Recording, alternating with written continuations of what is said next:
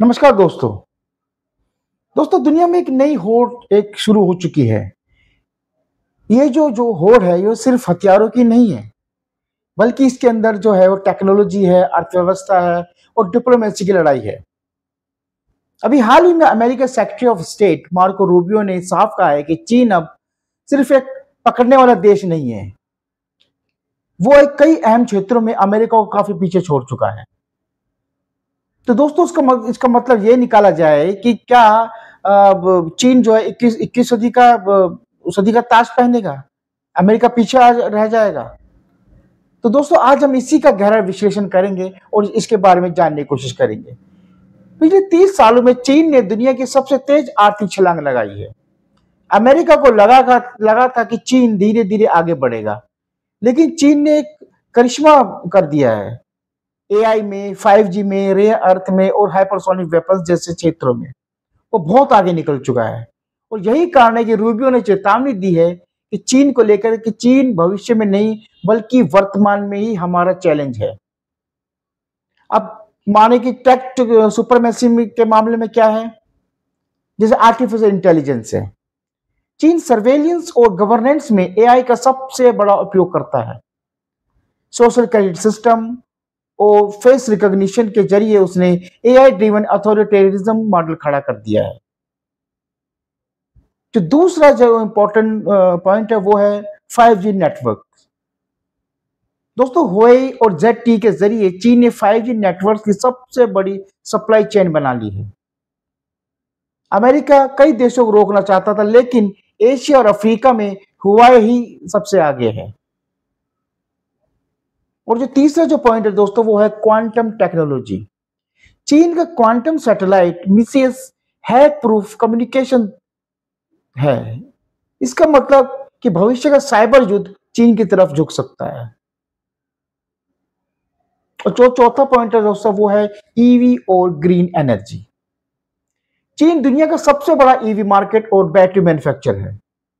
Solar, wind और green hydrogen में भी चीन का दबदबा है। और जो फिफ्थ पॉइंट है दोस्तों वो है रेयर अर्थ डोमिनेंस। चीन रेयर अर्थ माइनिंग और प्रोसेसिंग में भी चीन का 70% से ज्यादा नियंत्रण है। मोबाइल से लेकर मिसाइल तक हर इंडस्ट्री में रेयर अर्थ पर टिकी है। अब बात कर लेते टेक्नोलॉजी के बाद मिलिट्री और डिफेंस की एंगल की।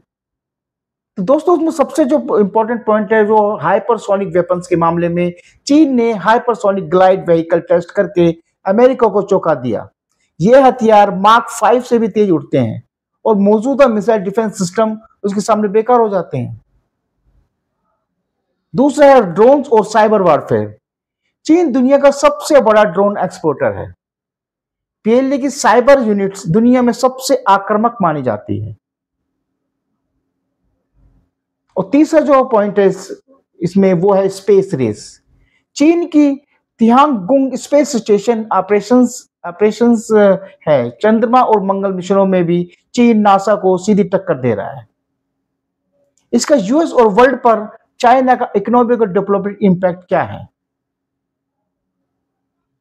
जैसे चाइना का जो सबसे इंपॉर्टेंट जो उसका प्रोजेक्ट चल रहा है वो बेल्ट एंड रोड इनिशिएटिव, जिसमें चीन ने 150 से अधिक देशों में इंफ्रास्ट्रक्चर प्रोजेक्ट्स लगाए हैं। इसमें उसने न सिर्फ मार्केट्स मिल रहे हैं बल्कि राजनीतिक प्रभाव भी वो अपना बढ़ा रहा है। इसके कई उदाहरण देखने को मिल जाएंगे आपको। दूसरा है डिजिटल पेमेंट्स एंड फिनटेक। चीन का कैशलेस इकोसिस्टम अली पे, वीचैट पे सबसे एडवांस है। ये मॉडल अब BRI देशों में भी फैल रहे हैं। जो तीसरा पॉइंट है इसका वो है मैन्युफैक्चरिंग हब। कोविड के बाद भी ग्लोबल सप्लाई चेन का दिल चीन ही रहा। दवाइयों से लेकर स्मार्टफोन तक हर चीज की फैक्ट्री चीन में है। अब दोस्तों इसका इंप्लीकेशंस क्या होंगे यूएस पर?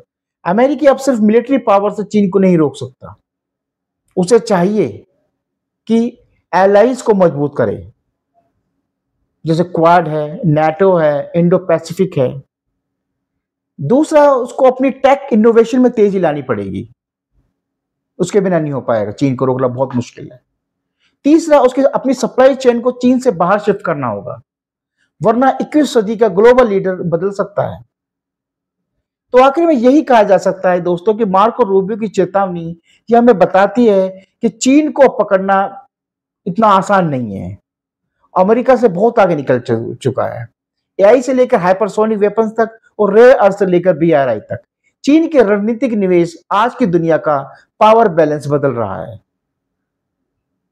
और आने वाले वक्तों में हम इसके बारे में और एनालिसिस करेंगे कि चीन किस तरीके से और किस किस फील्ड में अमेरिका को काफी पीछे छोड़ रहा है और अमेरिका कुछ नहीं कर पा रहा है। अमेरिका अपने अपने अलायंस का भी बिल्कुल ध्यान नहीं रख पा रहा है। इसका साफ जो हम उदाहरण दे सकते हैं वो है ये जो टैरिफ वार अब अमेरिका ने ट्रंप एडमिनिस्ट्रेशन चला रखी है।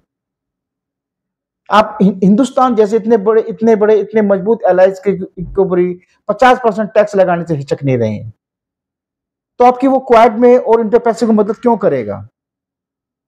और जाहिर है फिर वो अपना अपना जो है कैंप वो बदलने की कोशिश करेगा। इसको आज के संदर्भ में हम देखें, जो वांगी की यात्रा चल रही है भारत में, तो इसका इसका साफ एक उदाहरण अमेरिका देख सकता है कि किस तरीके से भारत है वो अपना कैंप चेंज करने की कोशिश कर रहा है।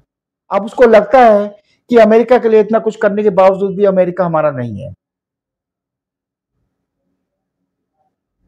तो देखते हैं दोस्तों आने वाले वक्तों में इसका क्या प्रभाव और पड़ेगा, और जो अमेरिका है इसको किस तरीके से डील करेगा, अपने अलायंस को किस तरह अपने साथ लेके चलेगा, और किस तरीके से क्वाड, इंडो पैसिफिक और ये सब चीजें ये मजबूत करेगा, जिससे कि चीन को एक बड़ी टक्कर दी जा सके।